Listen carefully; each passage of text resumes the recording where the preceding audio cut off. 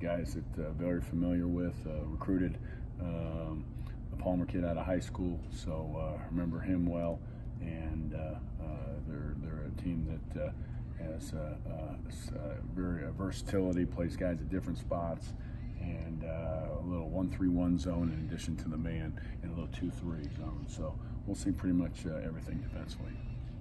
Talked about the Palmer kid, kind of what, he transferred, but has he kind of developed into a player you thought when you saw him? Yeah, I thought he was a young kid. He was young for his class, so he was a guy that felt could develop and possibly with a redshirt opportunity. So obviously got the redshirt in Nebraska, and it's really, you think about it, 6 years ago that he came out of high school, and that's what you want to have, guys developing, guys getting better, especially a young guy. But he was in that. He played a team takeover in D.C., the Catholic schools there, and just a really good athlete with good size. He just had that young-looking body, and he just felt he was going to develop and get better. So he played too as a freshman and sophomore at Miami. So he was a transfer that I remember looking into it. I can't remember our scholarship situation at the time, but I don't think we were in that position to sit out a guy at that point. Jamie, I know you said for the Big 12 SEC Challenge, you kind of talked about the importance of the conference. Big 10 has 8 teams in the Big Dance. Do you kind of use the Nebraska for your team? Do you use the Big 12? Do you use the conference as motivation for this game? I don't think that'll come up. I think. I think people are. I think they're excited about playing Nebraska. I don't think we need additional motivation in that regard. Though I remember Alex. I said, "Hey, we got Big Ten." After the game, we were talking to each other in the locker room, and I said, "We got a Big Ten team coming in."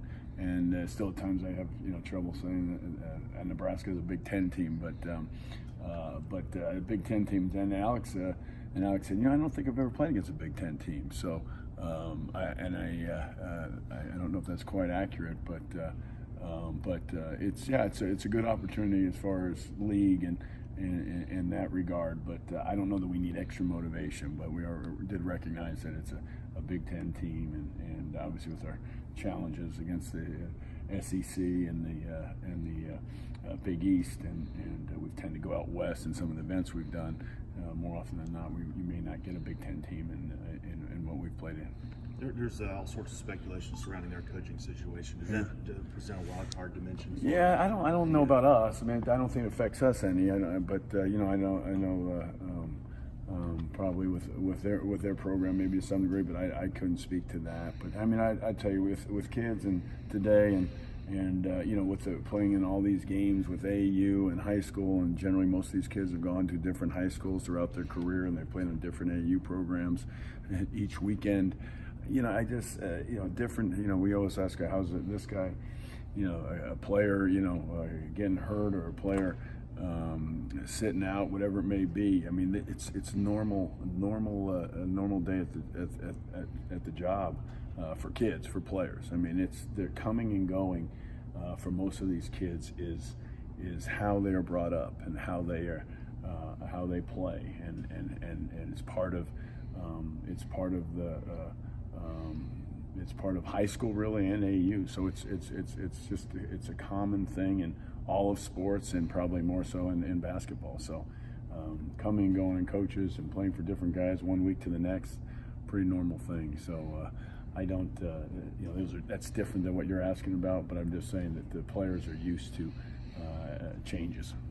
Coach, not obviously the coaching stuff is not similar, but do you feel like on the court you guys mirror each other in terms of they're down to a 7-man rotation, you guys are both dealt with injuries and different things? Yeah, I don't know the details of their injuries and as well, but I mean I know that they lost some guys. I know they lost the Copeland kid, a kid from Georgetown, so I was aware of him. But I mean it's there's some situations that are similar to that, and losing guys long. Everybody loses guys for a game or two or something, but obviously ours for the long term and just unique situations. I mean, season-ending injuries that we had that I don't talk about a lot as a lot of coaches do. but I just don't think it does any good. But I did acknowledge our guys and what they've battled through this year with having those guys leave. They all had, we had some guys that put in their names in the portal, but they all had season-ending injuries prior to that, which had impact on what they were looking at, and had impacts on what they're doing and what we were looking at too at the same time. I mean, we can't have these guys with significant injuries and too many of them on a roster, because there's too many question marks. And to be honest with you, we've had it the last 2 years, and it's obviously impacted our depth and rosters. How much does it help having gotten one game out of the way in terms of starting faster? I think it was good, because just the disappointment. I was obviously very worried, concerned about how we were going to come out and play. And you saw what I don't think I knew at the time, but Norfolk won. They beat Alabama, if I'm not mistaken, the first time. And I mean, that first game is hard. It's a quick turnaround. I was actually glad we were playing Wednesday instead of Tuesday. The disappointment was there for 24 hours. I don't even know if it was that long, but I knew Sam Houston was going to come out to another unique situation, and us playing them, and them being a school close by that a lot of kids, from the area that would love to play in the Big 12. And then a team that was dominated by seniors who had got upset in the tournament. All the things pointed to an upset, and they came out, made shots early, just like I anticipated, and didn't panic, and stayed with their stuff, and really got to our game plan of getting the ball inside, especially in the second half. So I thought we handled it well. I mean, 13-point win against them. If you told me that going in, I would have been more than satisfied with that, and that was really evident. And then you see it with the other scores and the other games, but we're well prepared, because we've gone through the Big 12, and the Big 12 is looking pretty good as far as the tournament and how things have played out so far. Jamie, we had Kevin in here. Kind of, how have you seen his growth in his first 4 years? I mean, really good. I mean, again, talking about getting the ball inside, I think we've been really emphasizing that the last 4 or 5 games, and maybe even more, of getting him more touches, more, and even to JD into the post when he's at that spot. But we need to. I think it's something that we've, obviously have missed with Vlad from last year. We knew we weren't going to be at that same inside scoring threat, but it's developing and it's getting better. And we got it into him early in the first game, and he makes a nice pass, and Alex misses the shot, but it's a good shot, and then he gets the offensive rebound, the putback, and we got a couple guys on the glass there. So that's just part of good offense, and he's getting more comfortable. He's making free throws now at a little higher rate, so that's another growth. And there's times where I think maybe we play him too many minutes, and where it cuts down on some of his defensive activity. So we've got to get him used to playing longer minutes and efficient minutes at the same time.